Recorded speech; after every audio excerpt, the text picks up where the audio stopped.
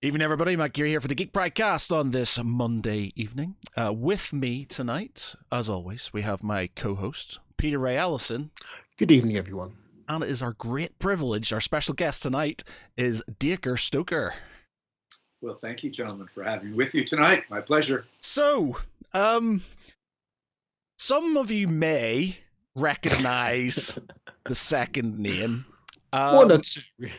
So, I'm going to let you introduce yourself. For those of you, to be fair, right? When Pete sort of said we're having you on, I was just like, sounds so familiar, and I didn't think anything of it, and then it all clicked in, and I was like, oh my god! So I'm gonna let you introduce yourself, who you are, what you do, for everybody. Well, we'll just start with again, it's Dacre Stoker. I am fortunate to have been born into horror royalty. I'm the great grandnephew of Bram Stoker, the author of Dracula.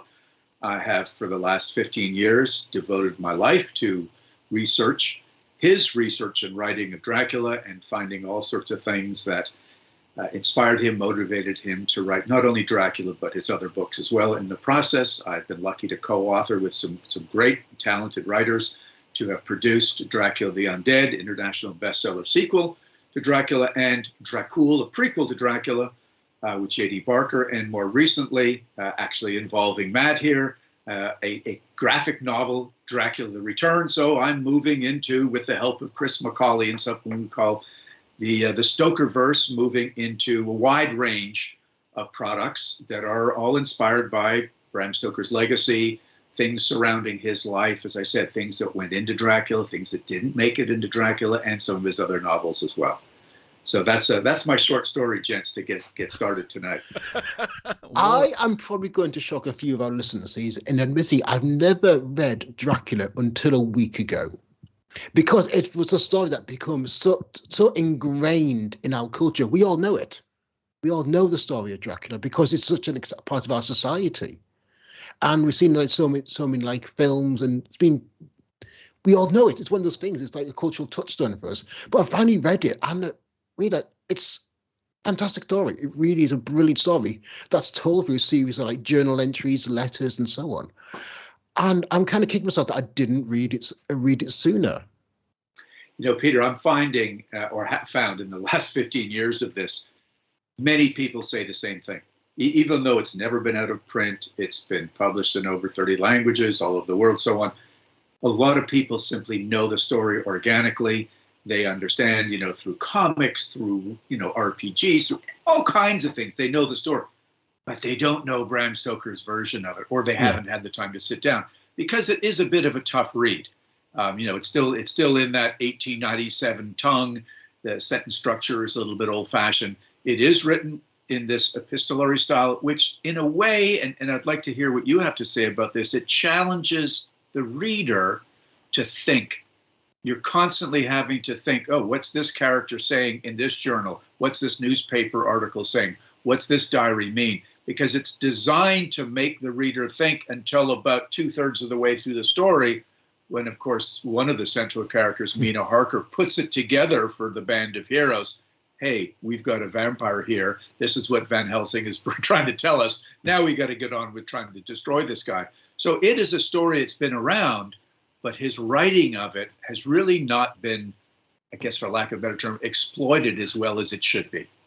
Absolutely. I mean, it's because the storytelling, the narrative of Dracula is very much from different perspectives. You have the element of an unreliable narrator, and you got their perspective, their own perceptions, and how they perceive things and rationalize things. I mean, for example, like the blue flames, it's never, Dracula gives his description of it, and you have Harker's response to it, but there's a lot of ambiguity behind it. And there's kind of like, there's a surface reading, and there's also like the subtext beneath it, and also like what it could be. And I think it kind of comes from back a different time where the pacing of stories was much slower back then. It's much more deliberate and delivered. Where now, where we much live in a kind of a hyper intense, where kind of information is bombarded and reading has become like that. Dracula is a much more paced and deliberate story. I think you'd call it a slow burn if it Yeah. was described nowadays. It's not. Although I've just done an annotated Dracula, and I'm working on another electronic edition I'll tell you about in a moment. But there are some chapters that end in cliffhangers, but not everyone does. And having written these two modern, let's say, versions of Dracula, one a prequel, one a sequel, my co-author and I were told loud and clear from our agent, who has experience obviously with getting this book to publishers, you have to leave people constantly hanging so they turn the page. We're getting spoon-fed nowadays by watching streaming series that they want you to go from one show to the next and not give up. Same thing in the books, is we're trying to do that same thing. Back in the days, Bram had your attention because there wasn't many other things to do other than going to watch the theater. So his story was this slow burn. But I do want to deviate for a second. I know we can jump around this forever, but you mentioned the Blue Flame. I've got a cool story because I'm interested in all of these insertions into the story and where did they come from? Where did they possibly come from? And because Bram didn't write an autobiography, he was too busy a man, he was too humble a man, he was being busy being Henry Irving's theater manager and traveling around the world. So he didn't write an autobiography about him and Dracula, but he did give us some hints here and there in a book he wrote called Personal Reminiscence of Henry Irving after Irving died, about himself. And he also left us 124 pages of notes that reside in the Rosenbach Museum in Philadelphia. And there's also a typescript. That's the last piece of material that Bram had typed and lots of corrections to it, handed to his publisher. So from analyzing that, I've tried to figure out things like, where does the superstition of the blue frame come from? And this is what, not conclusive, but this is what I figured out, is that one of the books written by a Scottish author called Emily Gerard that Bram found in the London Library, and they actually have accurate records of all the books from the London Library, and Bram listed those books in the back of his notes. So he was almost like writing a university paper. He listed his resources, so we can go back to those and see what he was looking at. And he also gave one interview, and only one interview, to a Jane Stoddard in the newspaper, the British Weekly, that he mentions this Emily Gerard book. So of course that got my attention, and it does have a whole chapter on Transylvanian superstitions. And there's similarities between Transylvanian superstitions and Irish folklore. So that was my start. I have been to Transylvania and the rest of Romania 12 times on research, on tours, and so on. And on one of them, I actually followed Bram's notes, followed the trail.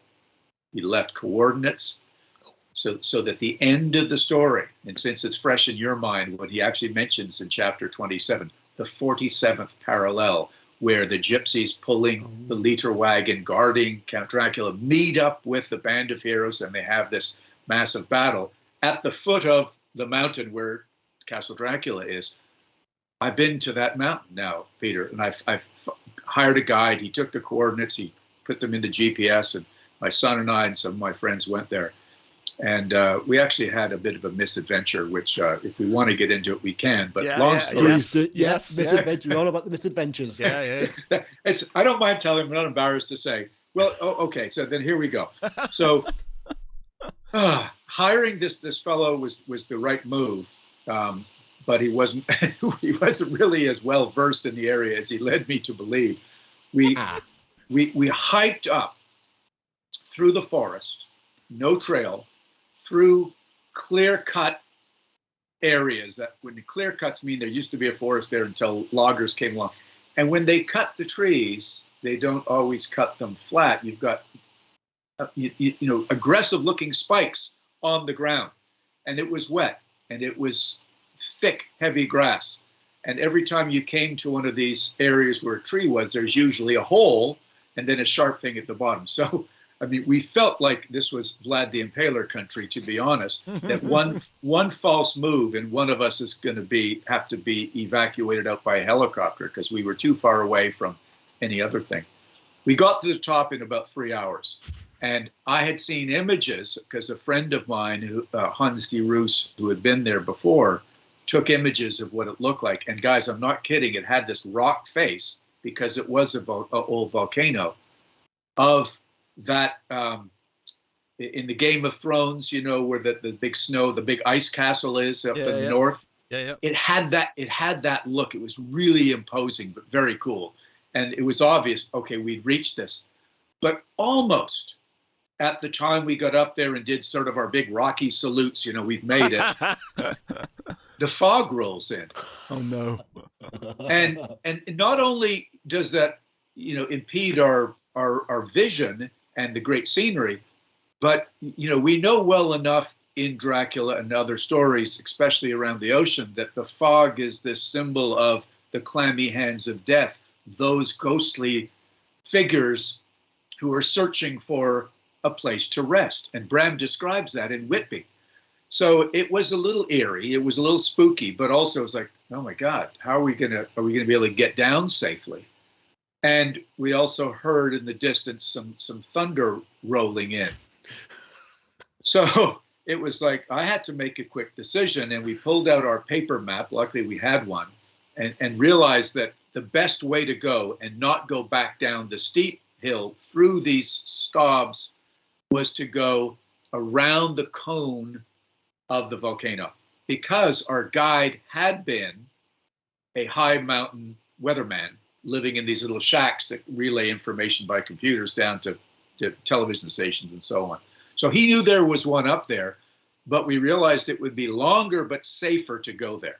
And we decided as a group, that's what we've got to do. It's just not safe with no visibility and thunder, which when you're on mountains, thunder means lightning, lightning means electricity, which means anybody got metal on them is going to die.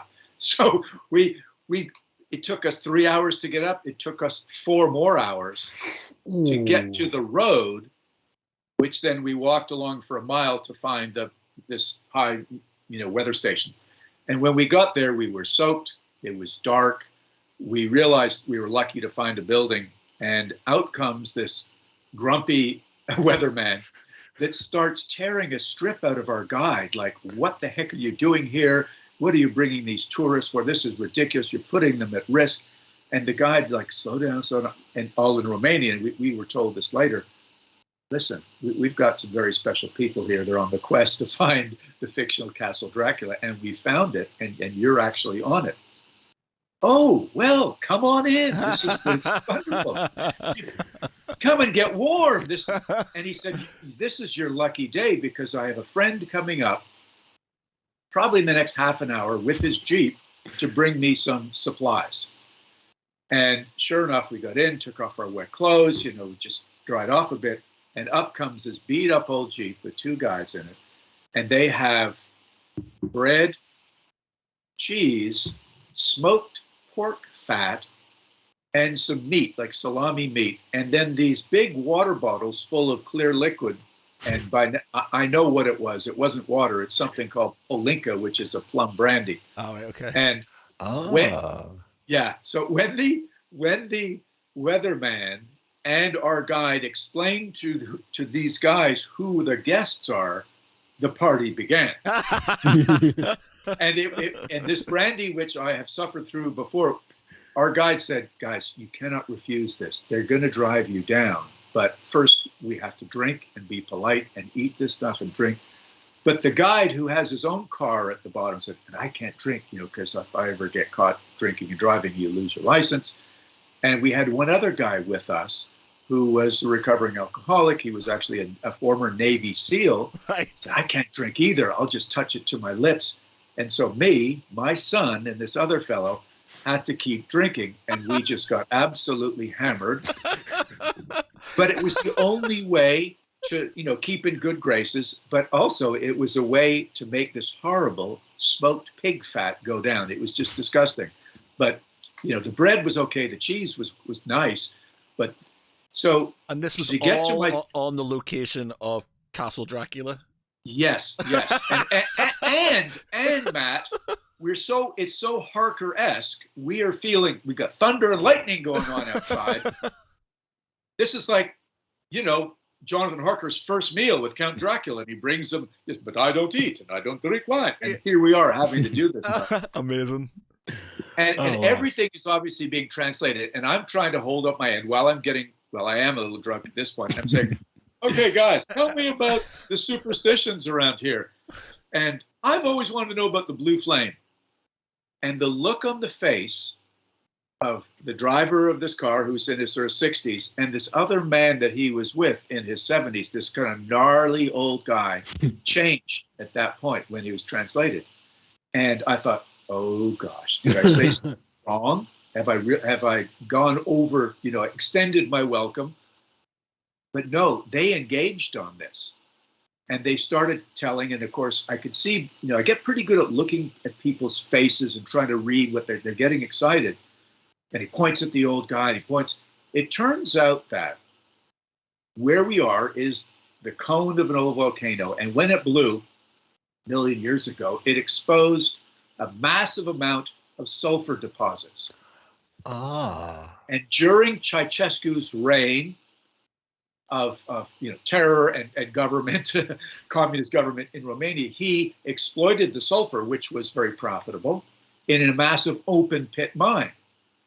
And obviously, this triggered something to me, because about a week before coming on this trip, I'd seen a special on television about sort of very, let's say, unsophisticated sulfur mining in Chile and Peru, where men would have these cloth masks over their face and climb down the ladders, breaking these rocks with these hammers and putting these yellow chunks into these big like reed baskets on their shoulders, climbing up the ladders and dumping them when they get to the top.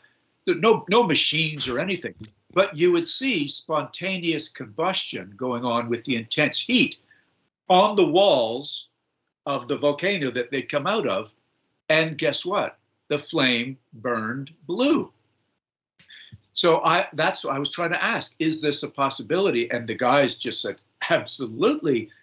We have forest fires triggered by lightning strikes. And when we do, rocks, not even in the sulfur mine, because the sulfur is not just restricted to the mine, it's all over the place. The rocks burn blue. And I said, well, how does that get turned into superstition? I said, is there buried treasure like in Dracula? And they looked at me and said, well, first of all, the sulfur is the treasure. It's very valuable. And in those days, it was a component of gunpowder. Of course, of course. And he who had the gunpowder had the power. And the old man said, and you can't tell anybody this, but I'm telling you and your listeners, we also have gold up here. And it's a well-known fact that the Carpathian Mountains have a lot of rich gold deposits. As a matter of fact, there was a Canadian company, and it's been trying to get permits. And, you know, certain corruption's going on in the government, but all the Greenpeace people say, you don't let them do this. They're going to ruin your environment. So I'm not spilling the beans on the gold. But guys, it seems that I sort of uncovered a potential origin of this supernatural tale that Bram picked up from Emily Gerard, but then was actually had real physical beginnings. And it was only because of my mishap and misadventure. And we did get home okay, albeit, 6 hours later than we thought. That's amazing. And what was the hangover like? I love that. I love stuff like that. It wasn't good. A sweet hangover is so much worse than a dry one. Yeah, that's very true. Yeah. But finding the origins of basically myth, that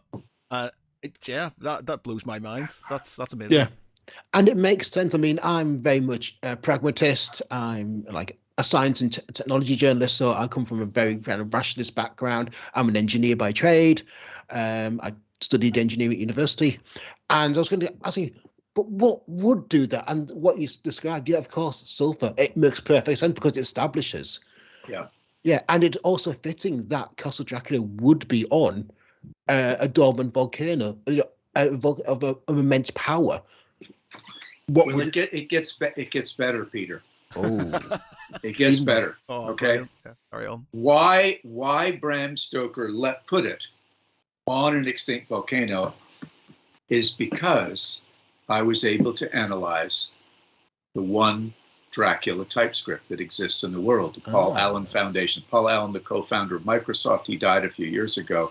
He collected all kinds of interesting things.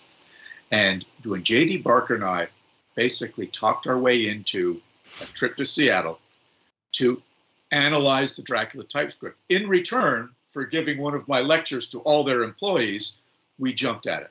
Because there's a couple of sort of urban legends around this typescript. And one of them is that it starts at page 102. So if it starts at page 102, what's missing in the 101 pages? Yeah. And I had a pretty good idea that Dracula's Guest, the story that was published by Bram's widow 2 years after he died, yes, yeah, was a part of it. All right.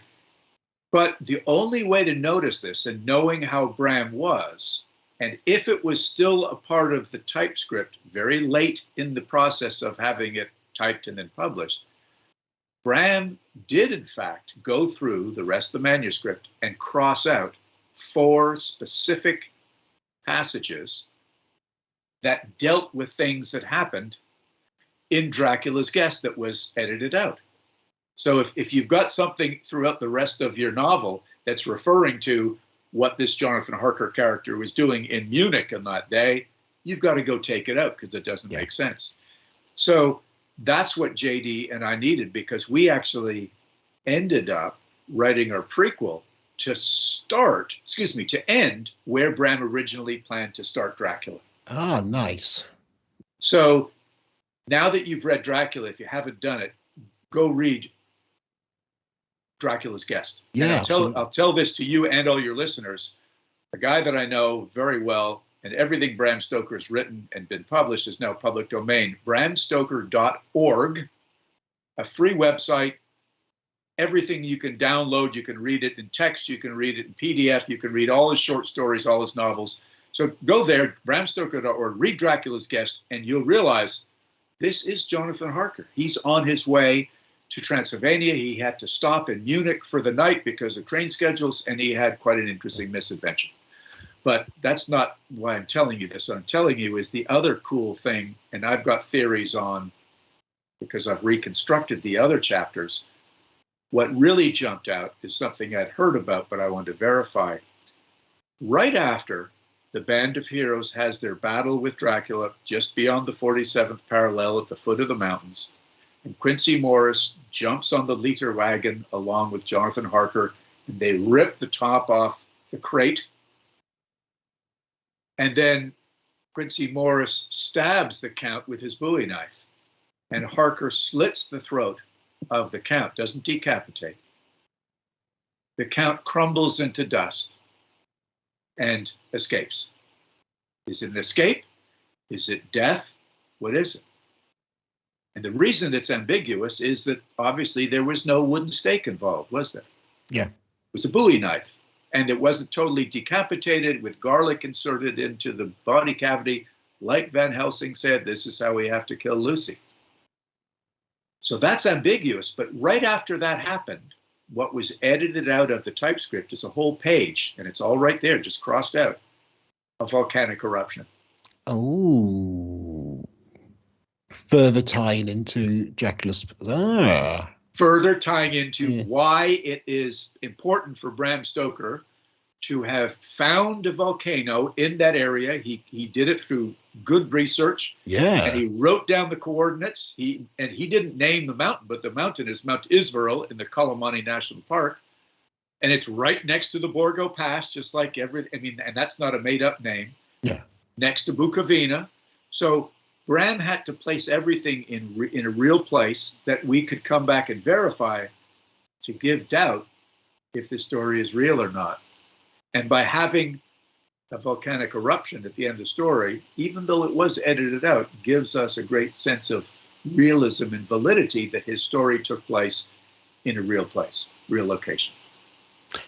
Yeah, I mean, one thing I'm really enjoying with Dracula is that the attention to detail. And this is written by someone that is not from that area originally, but you're reading it and feel like, yeah, he's been here. This is like, you feel very much embedded within the culture and location. And this is before, telephones, like before, but like internet, where or Google Maps and Google Earth. So Yeah, yeah. to get the level of information and level of detail is just, amazing. It really is an amazing story, like really rich read. He was, I mean, and you can admit this. I'm not going to get my feelings hurt. I feel sometimes there's too much detail. There's sometimes a little too verbose in describing things, or he goes into incredible detail to get the dialects just right from some of the characters, like the Captain Donaldson, who was the captain of the ship that brought the Count from Whitby back to Varna, and I don't know enough if Donaldson's accent was Yorkshire or what it was, but it was difficult for me, as was Captain Swales, which was Yorkshire. So I stumbled over those parts, and I just did, okay, Dacre, just relax, just read it. But I'll tell you why he did this. I mean, not only was it a sense of realism, but way back in Bram's early years as a young man graduating from Trinity College, he also worked at the seat of British government in Ireland, Dublin Castle, as a clerk in the Petty Sessions legal department. And everybody rattles that off. Oh yes, he was a law clerk, but he was also promoted to be the inspector of all the clerks throughout Ireland, and that meant he had to get on a train, or many trains and carriages, for his job to travel through the country to check up on all the different counties to make sure the clerks were, let's just say, consistent as they doled out the law. And back in those days, it wasn't too far removed from the feudal system where anybody could give any penalty to anybody. And Bram's job was to codify all of this. So he noticed it didn't work very well. So he spent a year writing a legal manual. And it was published as The Duties of Clerks of Petty Sessions throughout Ireland. And it was still being used as a legal manual in 1960. Oh, wow. Oh, that's amazing. But go a step further. The experiences he had, I'm convinced, Bram used when he modeled and wrote Jonathan Harker.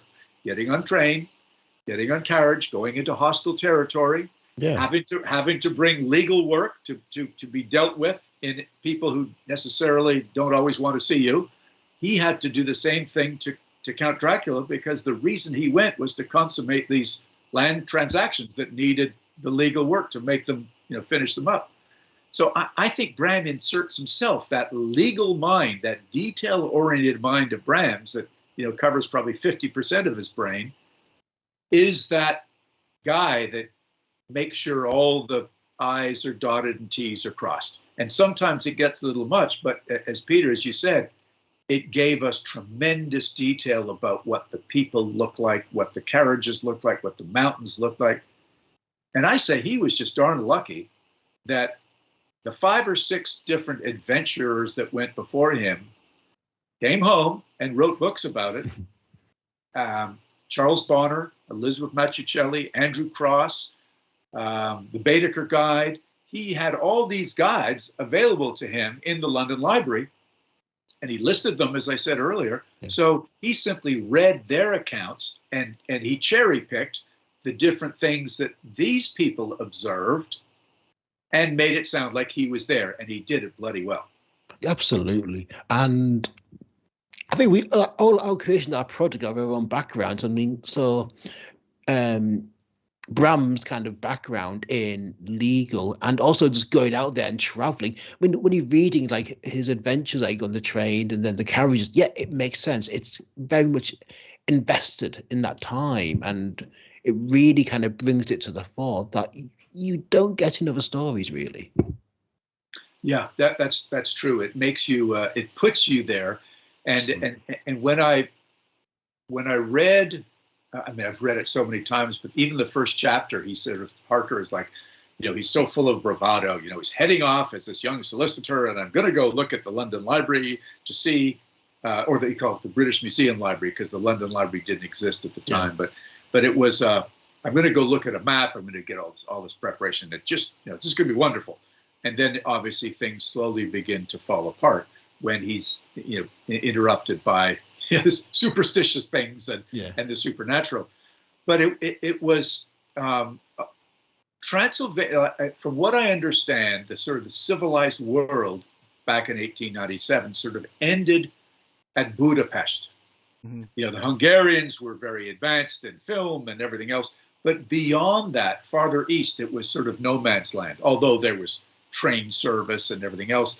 But Harker mentioned, the trains don't run according to schedule and all these weird things begin to happen. It's sort of like we're going back in time, which you really were. And that's the sense that Bram wanted to, I think, have, is that this creature that is represented by myth and superstition and potentially the supernatural is not too far away from our comfort zone. And sure enough, he can take his trains and his rafts down the river, get on a boat, and end up in Whitby and on our doorstep and make everybody in London feel pretty bloody uncomfortable, especially in the wake of the Jack the Ripper murders that happened just a couple of years before Bram wrote the novel. So Bram was really attuned to what's going to make everybody feel unsettled. And that's the beauty of using Transylvania as the spot. It's far off, but it's not too far off. And it's we know a little bit about it, but not enough to really know it well enough to question that, hey, there's no way they have vampires there. That question is still possible. Yeah, absolutely. Yeah, it really brings that kind of sense of otherness in Dracula, and especially like in terms of the mannerisms and also just the descriptions of it, and like it's just human enough, but also just subtle enough that it could be that almost an uncanny valley that we see with like modern robotics in a sense. Like it's just there's something just feels off, and he really kind of embeds that within the story. Yeah, no, I agree. Absolutely. It's that unsettled feeling you get as you just want to sit back with a good book, but it's just, it's left you on the edge a little bit. A couple of things. I two things. So I'll talk about, because I'm looking at your sort of your points or something. And this is great, by the way. Anybody who comes on our podcast should send us cliff notes of what things they can talk about. It's awesome because we can just like flick through them and stuff. But you were talking about, obviously, he takes a lot of influence from his own life, and got a point here. It says Bram's eldest brother, Dr. Thornley Stoker, was a medical consultant for the writing of Dracula. This is why everything medically accurate in the novel. So, I can't even remember what I was going to say there. So he's got. No, I'm sure it's like, why Thornley and why, again, another sense of realism, right? Yeah. Is first of all, to put things in perspective, blood typing hadn't started yet. Yet Thornley was recommending to his brother something that was really new, which was blood transfusions. Oh, yeah. Okay. So the blood transfusions between the different male characters trying to keep Lucy alive, that was, again, cutting edge science. And then certainly one of the bigger ones was in chapter 21 when Renfield got beat up by Dracula and got a brain hemorrhage and brain swelling. I found treatises in medical journals that Thornley Stoker had done brain trephination 3 times on patients. Wow. Twice successful, and once the patient died because of infection. And as you guys know, back in those days, they had nothing to stop infection. Just wash your hands a little bit. So chapter 21, in Bram's notes in the museum in Philadelphia, you've got an actual diagram that Thornley wrote and drew the little circles at the side of the head where Seward and Van Helsing have to make the incisions to get into Renfield's brain to reduce the swelling. And what's even more interesting is one of the patients in the treatise that Thornley did the operation on, in similar fashion to the fictional operation that was done on Renfield, the patient was conscious and talking. Wow. So, Peter, you just read the book. He's sitting, he's lying there, with the blood coming out, and he's talking to the band of, I seconded your father at the Wyndham Club and this and that. which is in itself is really eerie, especially for the day. They still do brain surgery on people, and they remain conscious. So that was something Bram did. But let me go one step farther, Matt, because since I wrote those notes, I've even found some more interesting stuff about Thornley. And in a subtle way, it's been folded into the persona of Count Dracula. And Peter, you tell me if you picked up on this, as an evil scientist, not just a count drinking blood, but there are references that Bram wrote to Count being an evil scientist who's using Renfield in an experimental way to get Renfield to be the one, to get him to invite Count into the asylum so he can get at Mina. And this was a huge issue, is unnecessary scientific experimentation. Back in the day, obviously they weren't doing it on humans, but in Thornley's day, they were doing it on dogs and monkeys. It was called vivisection. And doctors and professors in medical schools in Ireland, in England, we're trying to figure out how the brain works. So they'd have a monkey, strapped him in a chair, a operating theater full of the students, and then they'd cut a hole around his skull, open it up, and start prodding it to see what parts of the monkey would move so they could brain map. This was cutting edge surgery at the time, cutting edge knowledge. But the problem was it was misused at times because doctors, professors were doing it kind of to improve their ratings with their students. Isn't that cool? We're going to see Dr. Stoker today, and he's going to do that monkey thing again. So Thornley Stoker, being a man of very high morals, went to the legal body, whichever medical body is supposed to be in charge of this, and said, we've got to change this. We've got to set something up, a system where the doctors need to apply to get a license to do vivisection and show if it's necessary. So with that knowledge, again, I go through Dracula and do word searching on experiments, and surgery, and all this, and there's about 5 references to Seward talking about, this, because he was the doctor in the insane asylum. I would love to learn more about Renfield, but only, I could love to do operations, but only if it's necessary. And here is this evil scientist Dracula doing this.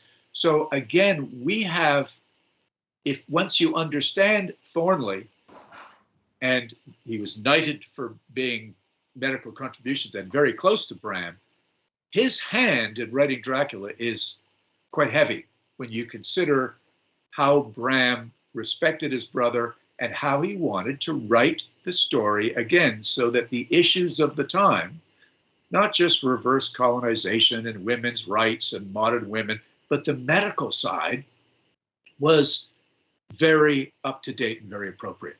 And obviously, so that's Thornley. All right, it's very cool. So obviously, at that time, you're talking about the realism, making sure people sort of felt like it wasn't just a fiction book. It was possibly real. And at that time, obviously, the occult was a big thing. You had you had grave robbers. You had people sort of who believed that people could rise from the dead. You had crazy graves and stuff just to make sure that people weren't sort of coming back to life. So that sort of whole thing ties in. Having the realism through the medical side of things made it sort of that more real for the reader because it sort of tied in with their experience of real life. Yeah, you remember, guys, look, we're talking about a time when, just as Matt says, even in the dead house, there was laws that people had to be laid out for 3 days before they could be buried because people were being misdiagnosed and buried prematurely. This is when they started tying the strings and wires to people with bells. Yeah. So if they woke up, and also people were putting these sort of cage things over the graves. They had grave watchers because of grave diggers. But it's also a time when this whole spiritualist movement was started in America, and it came over to England when people started questioning their strict religion. And they were beginning to ask, especially after some pretty horrible rounds of contagious diseases would go around, that started this whole vampire scare back in the Middle Ages, and it hit England as well, and America, that, well, if this is God's will of just killing people, willy-nilly, why should we trust God? We want to know what's really going on. So the answers to some of these things that people wanted to find generally were found in superstition if they weren't being satisfied by their traditional Sunday services at their church. And to make matters more interesting, Bram did find in a newspaper in New York, when he was over on one of his trips, an account of vampirism in the New England states in 1896, which was, again, a contemporary account of vampirism while he's writing his story and setting it in 1893. I mean, it couldn't be better, could it? And it was described as an outbreak of tuberculosis. So seance, occult, spiritualism, all these tarot card readings, this was the height of it. And Bram capitalized on that, just as you said, Matt, by making it just suggest that this could be real, guys, if they're all still thinking about it. Yeah, kind of blending the two together and creating, a combination of the two, and an entirely new story in itself, which is just very rich and detailed and just an absolute delight to read. I mean, looking through the notes you sent us about your depths of research and just like staggering the length you've gone to in like finding out all these little bits of information about Bram Stoker, and also how you kind of track down. This is not just like this like tracking down scraps of paper. It feels like a modern adventure story, like going around the world, like tracking down Bram Stoker's history. Well, you're not the first that said that. It was Dacre. You're like a sort of a goth Indiana Jones, looking at these pieces. And I'm not kidding. It's a little bit like that, because I haven't discovered all of these things. And I don't try to take the credit. It's people like Hans de Roos, Christopher Frayling, Elizabeth Miller, Robert 18%. They might have found little pieces, but I seem to be the guy that has stories from my family. Bram does have 2 great-grandsons still alive, and they have good memories from their grandfather, which is Bram's son, who actually raised these 2 young lads. And so they still have memories, but they also have things like a journal that I actually published of Bram. So I got to understand Bram firsthand through family, and then I'd cross-reference those to all these other things that these other people have brought to Dracula scholars' attention. The Dracula notes in the Rosenbach, the typescript sitting in Seattle, Washington, going to Transylvania and verifying things, going to Scotland where Bram actually wrote the novel Cruden Bay, and walking in the castle that he walked into when it was not a ruin, and found this octagonal room that he decided to write into chapter 2 when Hark arrived and walked into fictional Castle Dracula, into octagonal room. So it's putting those things together. It's been like a big treasure hunt or a quest to put these puzzle pieces together. And that's kind of where I am, is as I found them, they make the picture clearer. And now it's up to me to share them with others in the hope that this might stimulate more people to find pieces of puzzles, and we'll get a clearer picture. As I said at the top of the show, Bram didn't write an autobiography. He's a bit of a mystery, and we're all out there trying to find more. And as we share these pieces, we're all better off. Yeah. I mean, you mentioned going to Scotland. Have you been to Whitby at all? Oh, yeah. Yeah. I mean, Whitby, oh my gosh. Okay, here's a story, right? Oh, I love this stories. I've heard about it for years. Obviously, you read Dracula's chapters 6, 7, and 8, and you feel it. But I hadn't been there. And I was actually hired by a Canadian company who was filming a documentary called Real Vampires. And they were looking at, just as Matt said earlier, looking at how superstitions rise. Where did Bram get its information? What how did Whitby speak to Bram Stoker on his visit there? He was only there once. We arrived, well, first of all, we all flew in from different places into London at Heathrow. Met the next morning, so woke up, went downstairs and started meeting these people. They were obviously looking like film guys, you know, everybody had only black clothes on and the typical sort of, you know, working crew production company guys.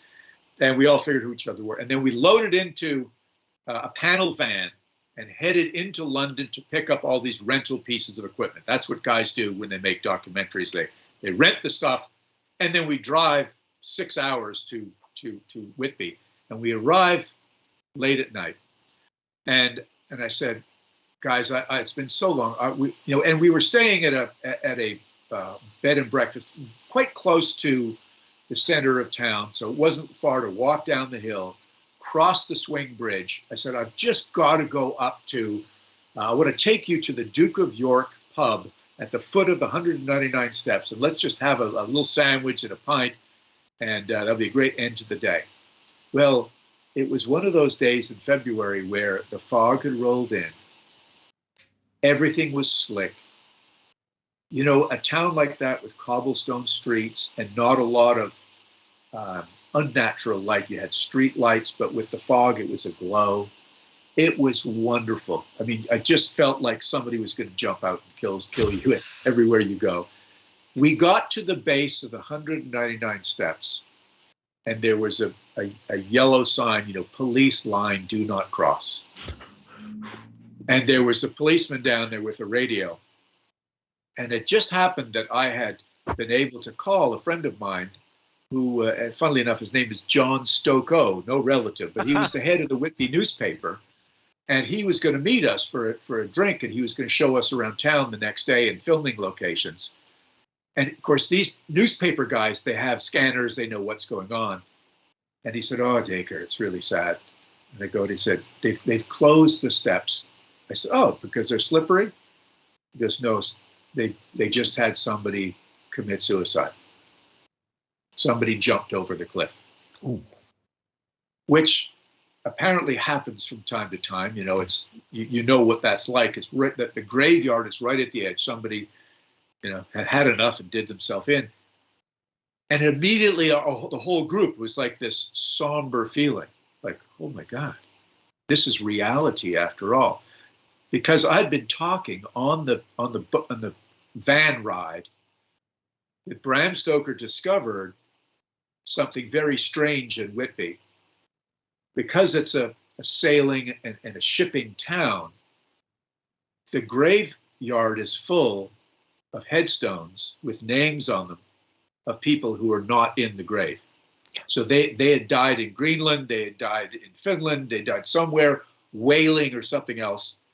So the family puts up a headstone and there's a spot in the ground. And I said, you know, to John, I said, what is that? He said, because one day they hope their soul will come back and rest at peace. He said, that's the fog. That's the myth of the fog. The souls of the dead is these wispy ghost-like apparitions that come out with fog, and they're looking for their pace to settle. So I had the whole film crew on edge. Say, come on, let's go up to the graveyard. We're going to see these homes of the dead, people waiting to find. And my God, it's misty. This is really cool. And Bram also pointed out a suicide victim in the novel. And the suicide victim had a story. Now, this was made up. This was not in real life. It was made up. But when Lucy and Mina are sitting on their bench and they're chatting with Swales, he's talking about the suicide victim and how his soul is conflicted and how he couldn't be buried in a consecrated grave. And so the theory is that when Dracula jumps off the ship as the dog up the steps goes into the St. Mary's churchyard, he can find these empty graves or the suicide grave to go into because it's unconsecrated. So that was my first, and I've been to Whitby 10 times since. It's never been as spooky though, Peter, as that. And it was genuine spooky. It was fantastic. Yeah. Yeah, I mean, at night, Whitby is incredibly atmospheric. I've been there a few times. I live about 60, 70 miles away from it, and like we've holidayed there a few times, my wife and I, with the children. And yeah, during the day, it's a perfectly fine English seaside town. But at night, as you say, the buildings, the irregular lighting, because it's not straight, it's very kind of winding roads, and yeah, it's really chilly is the best we can put it. And yeah, it's a brilliant place to explore, and if anyone ever gets the chance to go to Whitby, do so. You need to, and I'll tell you one thing I'm on a quest to do, because it's so cool, but there is no marker that is sort of telling the general public what Bram Stoker did here. There is a little plaque on one bench that is over, it's on the side of the river next to the Royal Hotel looking up at Whitby Abbey.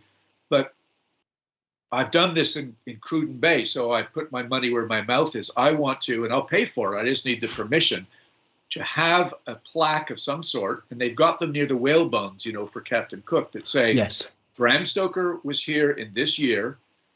He used these locations, and you have a little map, and you can have little red dots. He mentioned the Salvation Army Bandstand. He mentioned this place. He mentioned this place. He stayed at Royal Crescent, number 6, Mrs. Vesey's guest at. He stayed here, did this. And you could do a little Q code like we did and direct people to a website with more information. There is a great guy, Dr. Crank, Carl, come on, forget his last name now, who gives really cool tours and does that. But if Carl's not around, you could do a self-paced tour if it was something you could look on your phone. Absolutely. Yeah. I mean, one thing I love doing, and I'm going to sound incredibly nerdy here, so I apologize, is I like reading a book and following the route. Yeah. It lays out. I mean, not all books do that. Brian Lumley's Next Up does that. It's based in the Northeast where I'm from, so I kind of spent one summer kind of tracing the events in Necroscope. But also, as you say, Bram Stoker does that with Dracula. You can literally follow the route of Jonathan Harker.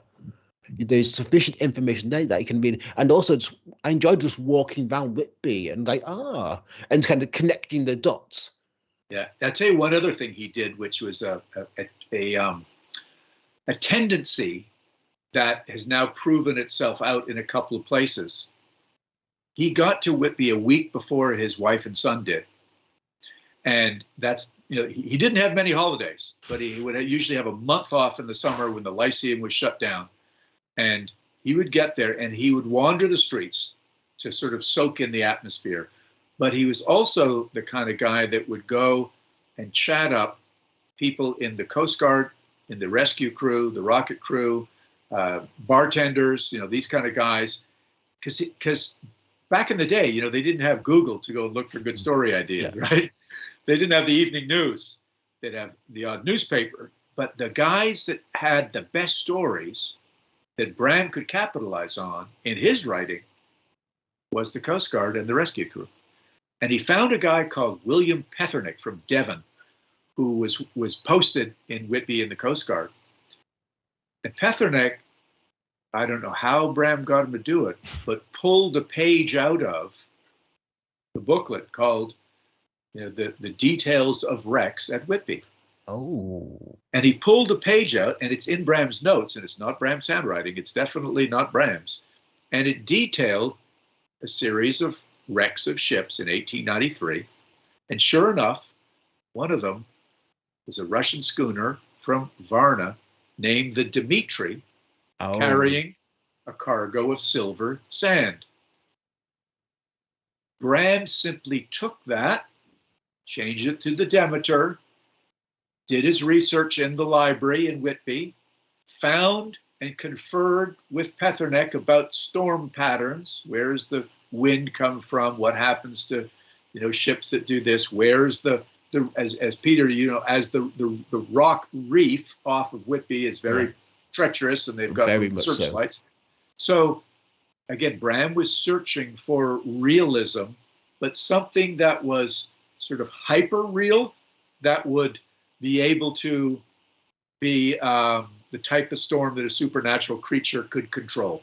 And obviously that's what Dracula did. He controlled the weather, he controlled the fog bank that would conceal the Demeter and get him into, under very strange conditions, full sail in a big storm, the Dimitri, into the Whitby Harbor, protected by the big piers, and ran up on Tate Hill Sands, as that ship really did. And as there was an image in the Whitby newspaper by Frank Sutcliffe, this picture of the wrecked Dimitri. Yeah, like I said, there's so much information. Also, I think getting the impression, as you said, alluded to, there's also a lot of background material that we just don't see. I mean, it adds depth to a story that you don't normally get in stories from that time. It just feels much greater depth and background that is alluded to, hinted to, and gives dimension to the stories. But it's there, it's present, but you don't read it. Yeah, and you don't need to read it, because through inference you get an understanding of it. Yeah. So I know, guys, we've talked for almost an hour on Dracula, and we've got about half an hour left. Matt, Yeah. I know we had other things you wanted to chat about. Is there anything left on Dracula? I mean, we're going to keep coming back to it, but is there anything specific on Dracula, or do you want to sort of move into some other cool stuff? No. I to be honest, I could probably talk about this forever. I'm just engrossed in all the stories and stuff. So, for me personally, because I did a degree in military history. History is always a big thing for me, and sort of the origins of Dracula from Vlad Tepes in Wallachia, and how he's gone to Whitby and he's found some books on Vlad Tepes, and that's why do you think he picked him as the sort of avatar for this creature? Well, I'm so glad you asked that. That wasn't a plant, but it was good, because this is one of these highly controversial topics. And if you go onto Facebook, you'll see there's probably 20 pages that have something to do with Transylvania, Romania, Vlad Dracula, any of the Dracula movies. And everybody seems to argue, especially people from Eastern Europe, by going, Bram Stoker knew nothing about Vlad Dracula, and he was not a vampire and all this. And so I usually do not engage, because, as you know, you can't really engage and argue properly on social media. But here's the facts as I know it, and I feel I'm pretty well versed on it by now, because in the Whitby Library, he was fortunate that there was a book by William Wilkinson, which was a British envoy to the area, and wrote a book called The Accounts of Principalities of Wallachia and Moldavia. And it was just, fairly new book. And it had an entry in it about Dracula and the history and what he did with his fighting against the Turks. So he represented Dracula well there. But most importantly, he said, and this is what Bram copied into his notes, that Dracula in the Wallachian language means devil. And it was used for people who exhibited cruel action or cunning. And I believe, even though we know now it also means dragon, and then order of the dragon, but that's not what Wilkinson wrote, and that's not what Wilkinson knew. So that's not what Bram Stoker saw in that particular book. So he saw devil, he saw cruel action, he saw cunning, he saw the dates, he saw that he was fighting the Ottomans. And 2 months earlier, he had dinner in the beefsteak room at the Lyceum Theater. And lucky enough, Bram had recorded who was sitting at the table, because that's Bram's job for Irving, was making the seating arrangement cards. And he actually mentioned, and he put little circles in the names, that there was a guy called Arminius Vanbury at that dinner table. Arminius is mentioned twice in the novel Dracula as the person that gave Van Helsing information on who this Vlad Dracula was. Bingo. So you've got Arminius saying things, Bram had known him. 2 months later, he's in Whitby, and he looks up a book called The Accounts of Principalities of Wallachia and Moldavia, and he finds Dracula means devil. Boom! He's now had Henry Irving in his mind playing the sort of the assistant to the devil Mephistopheles. He's thinking the occult. He's thinking a devil-like creature. And now he's got his man, a real man in history, that's referred to as the devil. A great backstory, plus the fact that he's been dead a couple hundred years, and he brings him back to life as a vampire. And then, within a few months, Bram is back home in London working, and he goes into the London Library, and there's a book by a very reputable lawyer called James Samuelson, who he himself is one of these adventurers who have gone to Transylvania and wrote a book called Transylvania Past and Present. And he's got 2 pages of things that mentioned Vlad Dracula being a devil, and also the stories that we all know about Vlad, like when he met the visiting envoys from Turkey and they wouldn't take their turbans off in front of him, so he nailed them on their head, and he did the night attacks and all these other highly atrocious things to his own people if they didn't follow his rule, or to his enemies. So this, let's call it, Matt, a merger of finding the backstory of a real person with exactly the right name that Bram Stoker needed to represent the occult, the devil. It all came together there. But it wasn't just, here's almost like a typical writer or a journalist. It wasn't just one source, it was 3. Banbury, the Whitby Library, Samuelson, the London Library, bingo, now you got your guy, and the rest is history. And everybody whines about it, thinking Bram Stoker turned Vlad Dracula into a vampire, when in fact he took the name and his background, and really, honestly, I'm not ashamed of it, but many people have done a better job recently in novels and in movies, really connecting Vlad Dracula to say, well, this is how he turned into a vampire. Yeah. Bram only alluded to it because of Emily Gerard. Yeah, he like we have a Romanian writer who sort of kind of helps us out now and again, and I think she did a piece, because I asked her, because she's Romanian. I was like, so do you want to do a piece on Vlad Tepes? Because the Romanian people, for them, he's a bit of a hero, because he obviously held up Mehmet II and the Ottomans, and sort of he basically ran a guerrilla war against them, and he won some good battles and stuff. Inevitably, he lost, because he was sort of his brother. Right. And then obviously with his brother, the suicide of his wife, it's his first wife who died. Not his second wife, I think, is the one he uses in the book, but it's his first wife is the one who actually committed suicide. Though we don't know what her name is. But anyway, I'm sort of kind of going off the point. But they sort of kind of see him as a bit of a folk hero. But they sort of, as is the case when you've got sort of national pride and stuff, and no offense to any of our Romanian sort of listeners, and to Christina as well, you'll murder me. He wasn't. I think people argue that for the time he was as brutal as the time, but I think he maybe sort of pushed the boundaries somewhat when it came to brutality. With the just a bit, Matt, just a bit. Yeah, with the Ottomans weren't sort of known for sort of being great. Human rights. Yeah, but I've read a few books, and I've seen some documentaries and stuff, and the how he impaled people, and he did it in a way that they could keep them alive. So it was literally up the bum, through, and they passed through different organs, and then they would come out the chest. So they would miss. They had it to a certain way so they could keep people alive for longer. And there's that story that he used to dine amongst the impaled bodies of his enemies, and the whole drinking of the blood thing came from because he allegedly dipped his bread in the blood of his victims. But he was as much as he may have been a hero to the people, because obviously being the not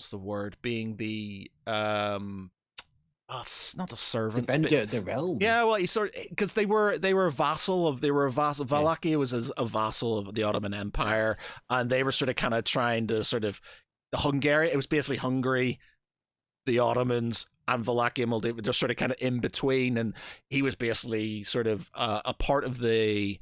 He was a part of the Ottoman court.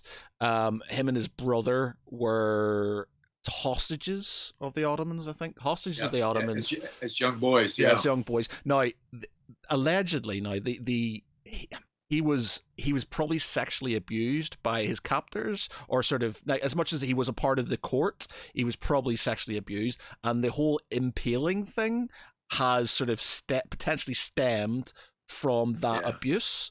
And he's sort of taken that, and then he's just ran with it. There's obviously other underlying sort of things that have to go on if you're going to do stuff like that. But he there was, I think one of the times, I can't remember the name, but he basically, Ottoman army comes in, and he basically took out an entire village, and he impaled them all, just basically to show the Ottomans that I'll do this to my own people. What am I going to do? What am I going to do to you? And I think, that justifies the devil's part of him, as much as, he staved off Ottoman rule for a bit before, his brother took over, and they were vassaled again. He was a brutal warlord who did a lot of very, very brutal things. And so the whole defense of him, you don't understand him. It's like, yeah, fine, he may not have literally just drank the blood. In fact, I think Dracula's maybe a bit more civilized than...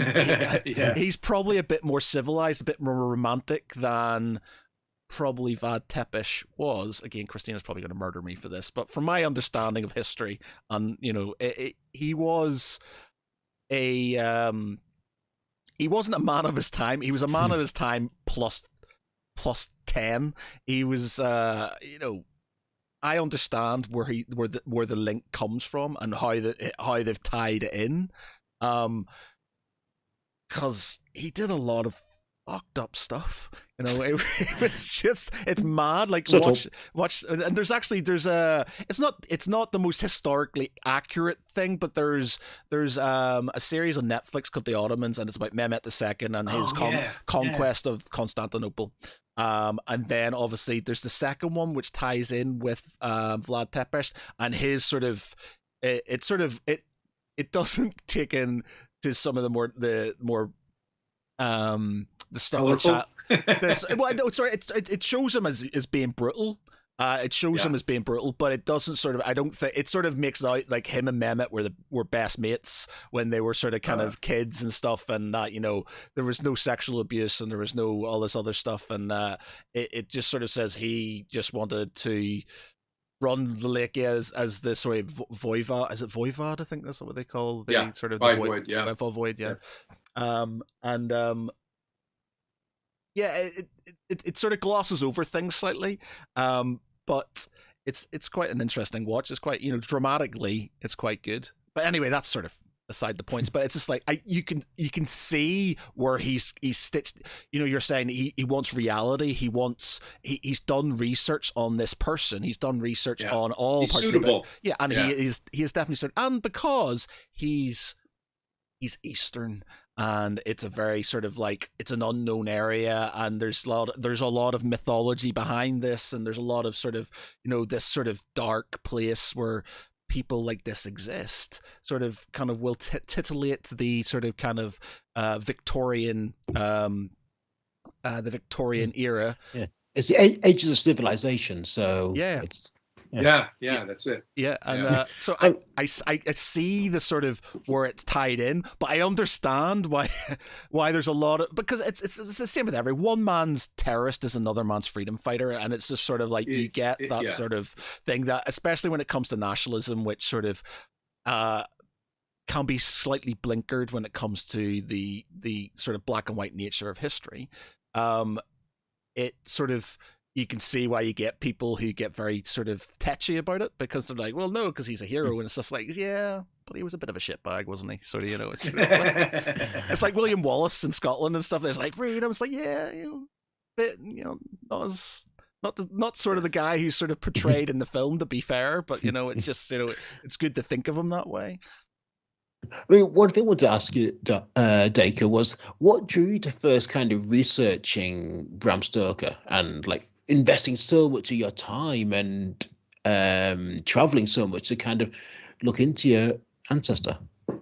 Well, there's a fascination with who my great-grandfather was.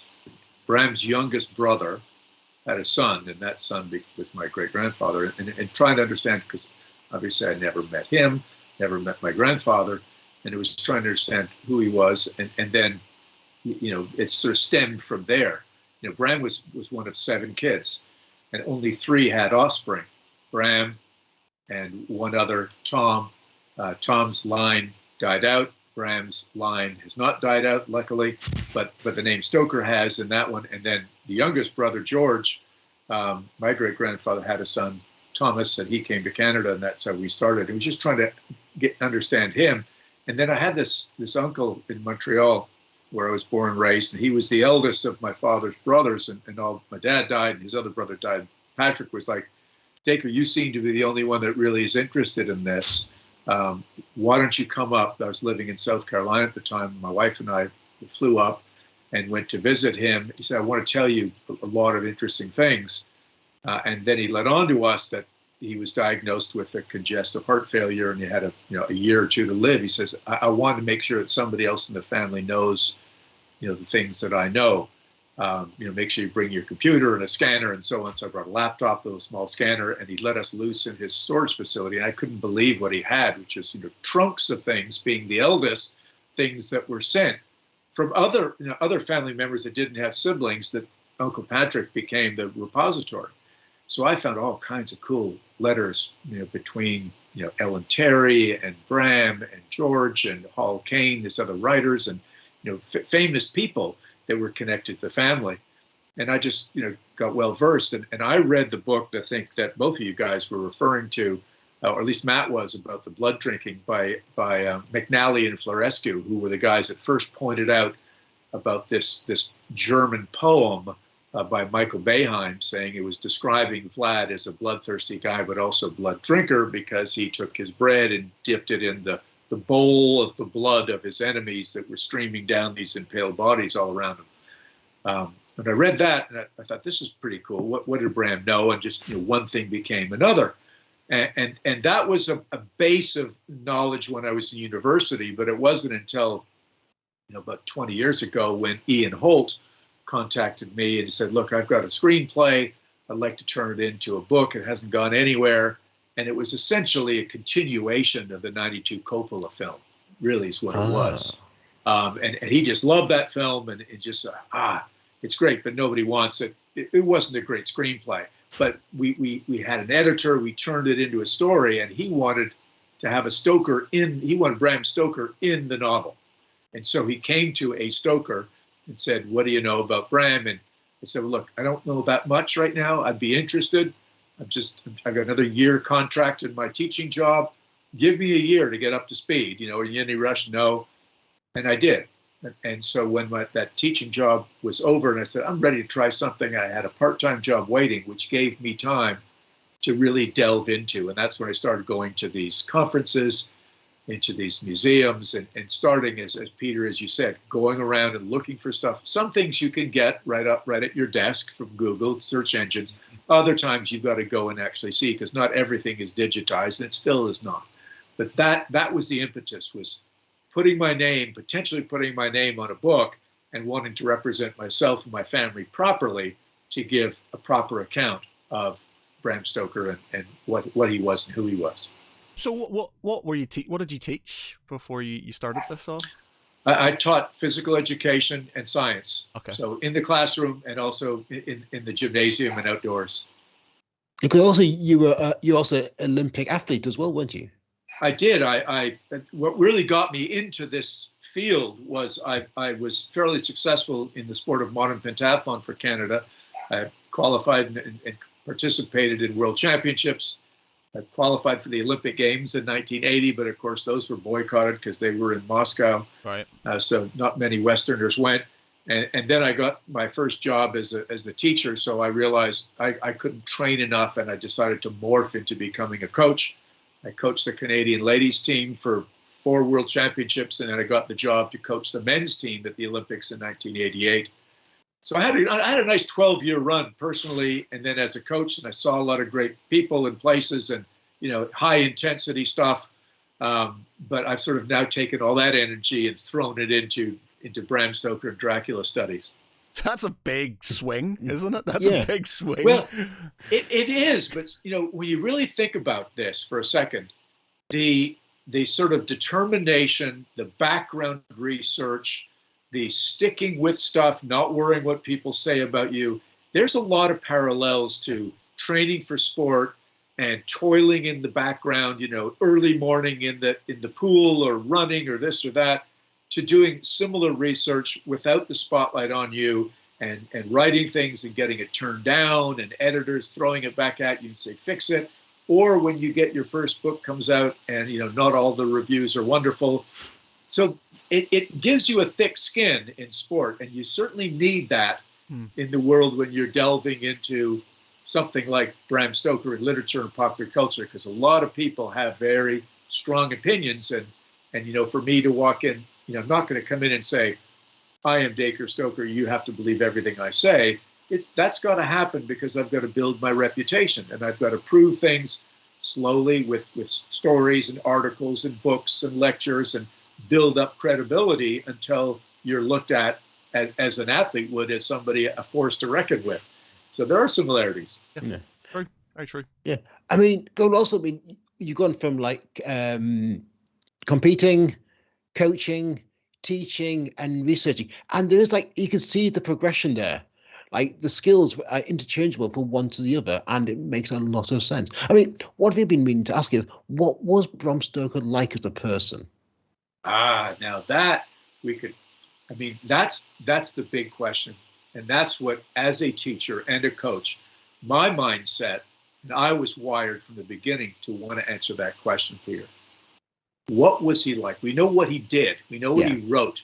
But you've got to read those things, and you've got to not only read obituaries, read what other people said about him, read all the biographies, and then come up with your own opinion. But the piece of gold that I found that really helped me was when I discovered in the Isle of Wight, one of his great-grandsons actually had a journal that Bram had and wrote and kept up to date. It wasn't a daily diary. It was a journal of thoughts, stories, poetry, ideas that he had while he was still a student at Trinity, and while he was flexing his muscles, his creative muscles, becoming a writer.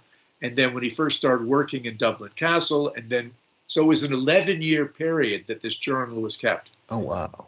That was the final piece that gave me information about what Bram was like.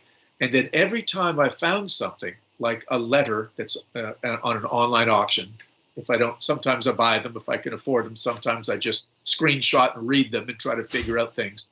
That helped me understand that Bram Stoker was the kind of guy that was very interested in the world around him. He was not only interested, but he was willing to do something about it from a young age. At Trinity, he was an athlete first. After recovering from a mysterious, debilitating illness for the first 7 years of his life, he recovered to become a champion athlete in his own right. Wow. And I think with that gave him incredible confidence that you wouldn't normally get from somebody who was bedridden for 7 years. You've got to do a lot of catching up during those awkward, pubescent time for a young man who grew to be 6'2", so he would have been gangly, he would have been awkward, and probably introverted a little bit until his success on the sports fields, and many of them, rowing, rugby, gymnastics, race walking, morphed over to him in the Philosophical Society, the Historical Society, drama, debating. He really got into the scene of Trinity, and he excelled. He was a man's man, but he was also a committee man, as they say. If he didn't like something, he wouldn't just complain. He would get down and do it. He was also an artist. He was an amateur sketcher, but he loved it so much, he was one of the founding members of the Dublin Painting and Sketching Club. So again, he was a doer kind of guy. And when he got his job in Dublin Castle, which he did because his father retired and he needed to work to provide income for the family, his passion was the theater. So he was a bit of a dreamer as well. But again, part of that side was that detail-oriented side of his mind that made the first manual for the clerks. But I could see he was writing poetry. He was a bit of a romantic. He won some awards for art. And that's what kind of got him into the art world. And in his notes for Dracula, he actually drew sketches of Whitby and Whitby Harbor and Tate Hill Sands so he could recreate what the thing looked like when he started writing his book years later. And he was also very dutiful. You know, he was a second man behind Henry Irving for 27 years and never once tried to get the spotlight, but he benefited greatly by being Henry Irving's kind of second-hand man. But both of them realized that they both were going to have to work very hard and make massive changes in the way the theater operated to sort of fulfill their goals. And the goal was fulfilled. The Lyceum Theater was very, for most of the time, it was very profitable. And Henry Irving was the first actor ever knighted. Near the end of Bram's 27 years, with about 4 years to go, Irving started to lose it a little bit. He had some injuries. He had emphysema. He started entrusting other people who were yes men to him rather than Bram Stoker said, no, Henry, you shouldn't do that. And he did weird things without Bram's approval. He reduced the amount of insurance on the sets. There was a fire. They lost a lot of money. He ended up having to sell the Lyceum Theater to a consortium. It fell apart. And this was sadly, as Bram writes, Bram felt responsible for that, although it wasn't. It was Irving going around the bend, and Bram still tried, but he was pushed away. So the type of person Bram was, I sort of sum it up in a way, a more modern statement is, you know, when you get onto an airplane, there are passengers and there are crew members. Bram Stoker would be a crew member, a voluntary crew member, to make things better for everybody. That's the kind of guy he was. Someone who got involved and helped out for the betterment of everybody else. Yeah, and I'm sure in a way, as I do when I do things like that, you know, as a teacher and a coach, you feel better because of that. So it's not totally unselfish, but that's the MO, is to help the world be a better place. His writing, I think, was his way to satisfy his own ego a bit, to satisfy, did anybody like what I have to say? You know, he helped Irving get all the stars and everything else. But I think that writing was his quiet way. And in a sad way, he never experienced the success of Dracula while he was still alive. I mean, it didn't even hit the stage until 10 years after he died. Oh, wow. And that's what his wife, his widow, managed with Hamilton Dean and later with John Balderston to turn it into a stage play in England and America. And then, you know, Lugosi is created, and then they sell the rights to Universal. And then it becomes then the book sales go up as well. So it's sort of sad as I do this. I feel that maybe Bram's up there somewhere looking down, not just at my efforts, but just the way his magnum opus has sort of taken the world and inspired thousands and thousands of people in many different areas in popular culture to sort of embrace this sort of Dracula creature that he created. Yeah, because it's amazing, like, you know, the level of, you know, how Dracula becomes such a part of our society. We've got like the films, you've got the Dracula experience in Whitby and the Whitby Vampire Weekend. We've got, and also it's coming up as well, we've got the Stokerverse role-playing game and the war game as well. And just, yeah, it's really feels kind of, Dracula's always been a part of our, like, you know, literary culture, but now it's become like a much grander part of it. It's really coming to the fore, which is great. And as you say, you touched on it, so I'm going to just run with this a bit. It's morphed in so many ways, which is wonderful. You know, we don't want the same old Dracula, but it really has changed. And one thing Chris McCauley and I are trying to do in the Stokerverse is sort of reintroduce in modern form, as you say, the RPG game, tabletop games. We've got a little, one of these retro little hand unit games in works. Graphic novels, is bringing Bram Stoker's Dracula back. That sort of Drac is back in black, all in black, no little medallion around his neck, that sort of thing. Not the sexy Eastern European guy, but the real horrific monster that Bram created. Let's take a look at him again. It's been 126 years now, and he's changed a lot. Let's bring him back and let's play with him a little bit and see how he adapts to the modern world and all these cool things that we can apply him to.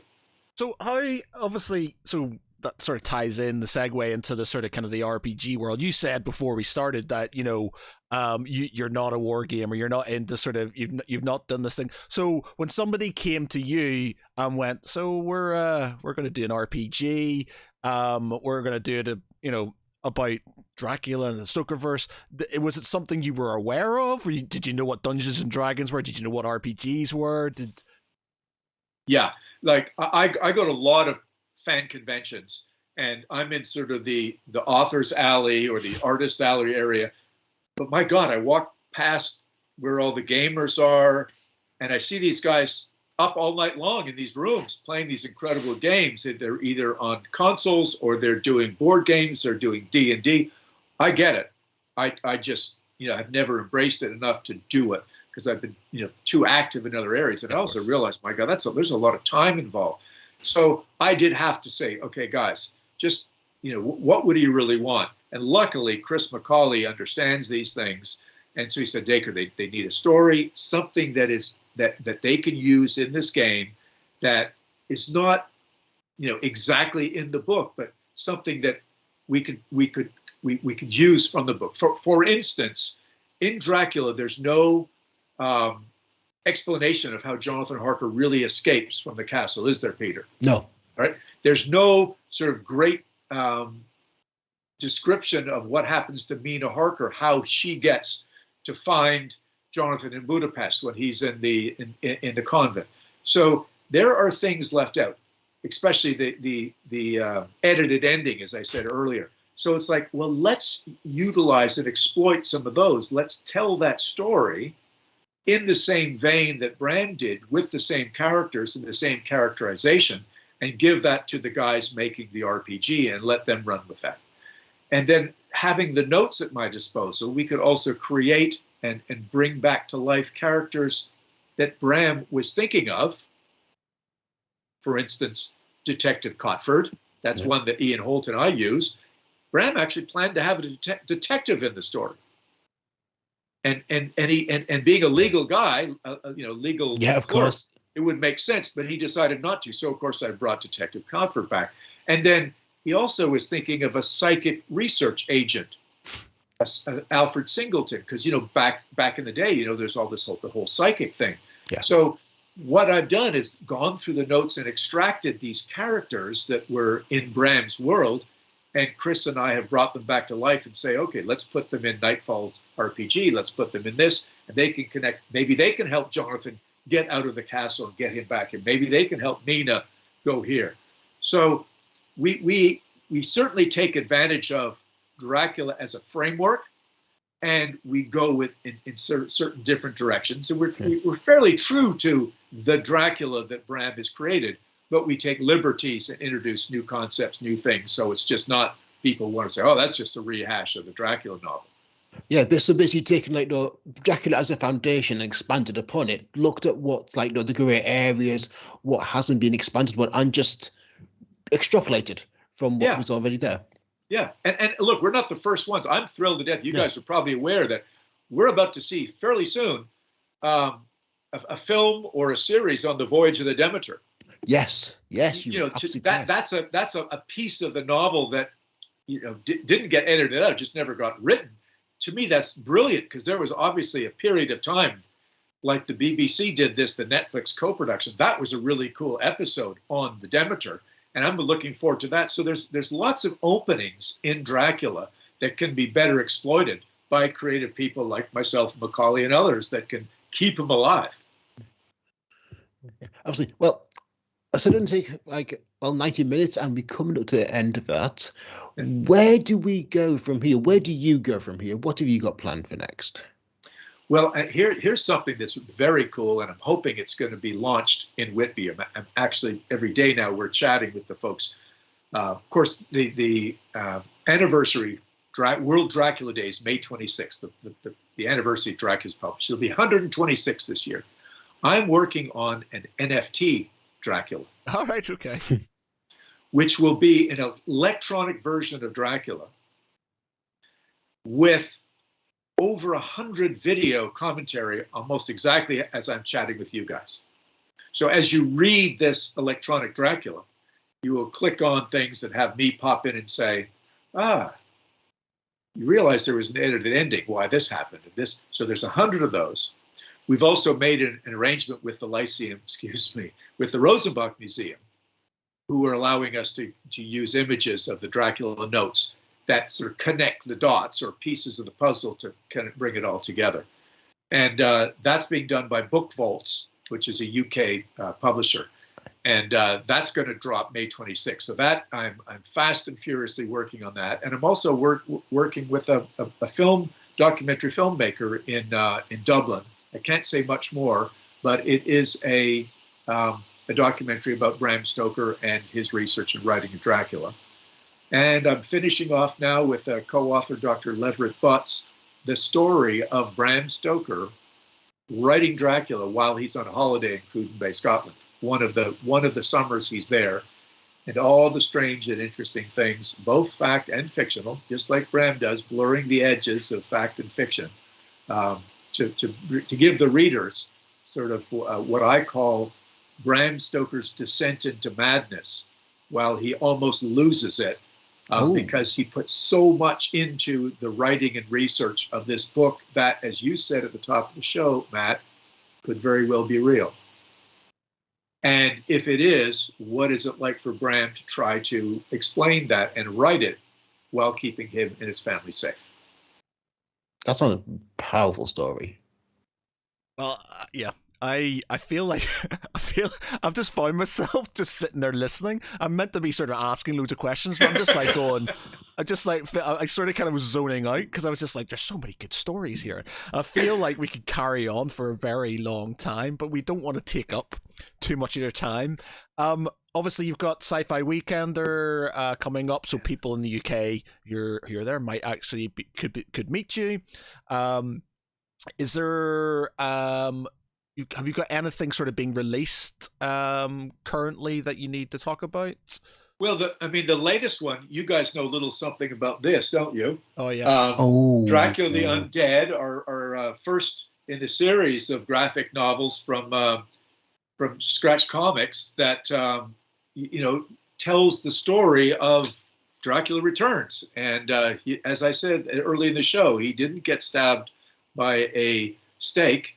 And you'll see why and how we justify him coming back and his revenge. And Chris and I are working on number 2. Amazing. So that's coming out. And then the thing that just happened is Dracula annotated for the 125th anniversary. Ooh. Now, that book is on Amazon. Everything that I told you guys about the Dracula typescript, every single piece of the Dracula typescript is represented in this book that has been extracted. Instead of crossing it out, we simply underlined it. So you would read Dracula as Bram planned it without the things taken out, but you'd also see the 3 chapters that were taken out in the 102 missing pages. We've recreated those. Robert Basang and I've recreated them. The strange things to really end your show with a horrible story. We worked 2.5 years on this. We've reconstructed the book, right? And that's in print form by Hellbound Press. And then the same book in electronic form in the NFT will be coming out, not with the annotations, but with my video. Yeah. 3 weeks after we finished, my co-author Robert Basang, one of the foremost experts in the world in vampire literature, had a heart attack. Oh, not a serious one, but he went into the hospital. He phoned me. He said, "God, I got pain in my chest. Going in the hospital. It'll be fine. It's not a big deal. Wife is taking me in." Called me the next day. Yeah, they're getting me ready. They're gonna put a stint in. I've got all kinds of blood thinners. I feel like crap. I want to get the hell out of here. Later that day, his wife called me and said that Robert tried to get out of bed with all these, IV and wires on him to go to the loo. And he got tripped up and fell and banged his head. Ooh. And he hasn't regained consciousness. They don't think he's going to make it. Oh. And he died. Oh. He ended up, and his wife was pragmatic about it. She says, this is the way Robert had wanted to go. He died as Renfield did, one of his famous characters. He died of a brain bleed because he was on blood thinners. Wow. And they couldn't do that. They couldn't do brain trepanation because he would have bled out. But this is his magnum opus, was many years of work, and I'm really proud that it's out there. Here is the cover of it. It's a really cool picture. Oh, of fantastic! Bram Stoker, and it's got all the bits and pieces that were. It's like looking over Bram's shoulder before everything was chopped out of it. So that's the last piece, is Dracula annotated for the 125th. All these things are available on my website, bramstoker.com. And if you want to read anything for free of Dracula, Bram Stoker, about Dracula, or bramstoker.org, or follow me on Facebook at Instagram, Dacre Stoker Author. I feel like this is going to spin off to something else. I'll try and keep but it's like, do you think that the additional chapters add to it? Or do you think he was right to take them out? Do you feel that, they add more to the story? I think the editor took them out because of length. Yeah. And that's not original thought. When Bram Stoker's widow wrote or published Dracula's Guest and Other Stories, she said in the preface, this was excised out for length. Now, I'm not sure if Bram took it out or his editor. I think his editor did. Right. But the first chapter was simply a long series of letters between people in the story. So Bram was setting the stage for between correspondence between all the characters, so we, the reader, would know their backstories. Right. Then we've got Harker on the way to Dracula's castle, has all these misadventures in Munich, and then he does something strange after he recovers somewhat from these misadventures. He goes to the opera in Munich and sees the opera called The Flying Dutchman, which, as you guys probably know, is about a cursed ship that cannot land. And I think it's Bram Stoker is brilliantly foreshadowing the Demeter, the voice of the Demeter. Yeah. And then the character on his way to the train station, he stops in for whatever reason at the Munich Dead House. And later on in Dracula, he says when he's in the carriage with Mina and they've gone to Peter Hawkins' funeral, what is edited out was, oh, look at that man. And it was Dracula. He looks like the man amongst the flowers in the Munich Dead House. So what he's referring to is Dracula was actually shadowing him when he was in Munich to make sure that he got to Transylvania safely. Wow. So I think, Matt, it adds a lot to the story. Of course, we're used to longer books nowadays, or it could be part one, part two. Yeah. Back in those days, paper was very expensive, and to have books that were even as long as Dracula was pushing the limits. Well, we'll leave it there then. We'll not subject you to our pop quiz at the end, which we usually do with all our nerdy guests. But I feel it might not work, so we'll leave it there. But it's been an absolute pleasure. Thank you very much. I feel like I could carry on just listening to the stories. Peter and I will be able to do that at the SFX weekend. I think we're going to be on stage together, aren't we? You're going to be. Yes, I will be interviewing Dacre Stoker live on stage at Sci-Fi Weekend next month in Great Yarmouth. So if you want to come along, and also Dacre Stoker will be there for the weekend as well. So you catch him afterwards to asking questions that I did forget to ask him, which is quite possible because we've only got an hour to talk to Dacre, and frankly, as you've just seen. I think you can talk for a There's a long lot of time. stories I for you feel to like know. you need to talk with a few beers, and I think with alcohol that would just make things so much more. It's sci-fi weekend. It does. That's what happened to me on that volcano. That plum brandy. Oh, amazing. Well, it's been an absolute pleasure. Thank you. Matt. Thank you very much. You would love to have you back on at some point in time. Carry on the conversation if you've got Sure. anything more that's coming up. But for myself, I've been Matt Geary. With me has been my co-host Peter Ray Allison Good night, everyone. and our guest Dacre Stoker. Take care, everyone. Stay safe. Stay safe. Stay well. Bye. Bye bye. Bye.